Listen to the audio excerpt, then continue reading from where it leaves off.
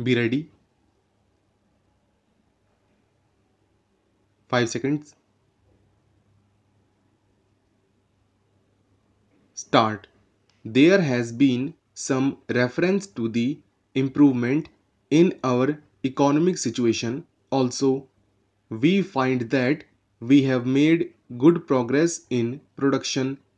We were faced equally with a difficult situation so far as cloth was concerned.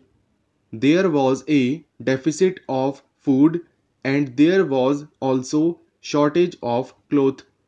I do remember the scenes that we had to witness in several cities where people had to stand in queues for hours together for 2 meters of very ordinary cloth, but now the situation is quite changed. We have produced much cloth and we are in a position to export cloth. During the British period, we were required to import cloth, but now we are in a position to export cloth. After partition, we were faced with the question of raw material, namely cotton. We had cotton mills, but cotton remained in Pakistan. Even that problem has been solved. We had placed before us a target for more production of cotton, and not only has that target been achieved, but it has been achieved in shorter period to the satisfaction of all people in the country. From this survey, sir, you will find that everybody should be convinced that we are making good progress in the realization of the objectives of the 5-year plan. Then there is a reference that in several essential commodities we have got increased production. This cannot be denied. In spite of this increased production, I must admit we have not been able to solve the question of unemployment, but efforts are being made to ease the situation so far as this question is concerned. The main thing to which I would like to refer is that the President was pleased to say and say very plainly that so far as cotton industries were concerned, we have not been able to make good progress. As a matter of fact, very little progress has been made. If in this country we have to solve the question of unemployment, we must take very seriously to the development of cottage industries. That alone will solve this problem of unemployment. We want to increase production, but we want to take to such means for increasing our production as would be man absorbing and not man saving, as have been resorted to by the Western countries.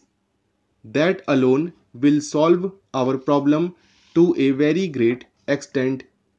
If we organize our cottage industries, if we take to the spirit of Swadeshi, I have no doubt we will solve the problem of unemployment to a great extent. Then, sir, a reference has been made to certain additional projects which have been included in the 5-year plan. There was a great demand from Maharashtra to include this project in the 5-year plan.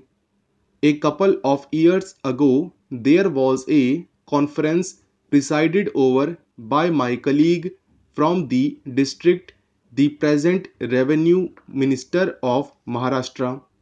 He had presided over it, and there was a unanimous demand supported by practically the entire people from Maharashtra that this project should be included in the 5-year plan. I take this opportunity to congratulate the Government of India and the Government of Maharashtra for having seen to it that this project in Maharashtra is included in the 5-year plan.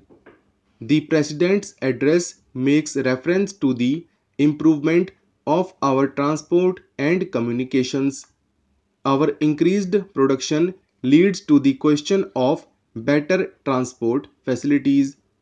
The agricultural production is on the increase, but sir, if there is no betterment of our transport facilities, this increased production in agriculture will not benefit the agriculturist.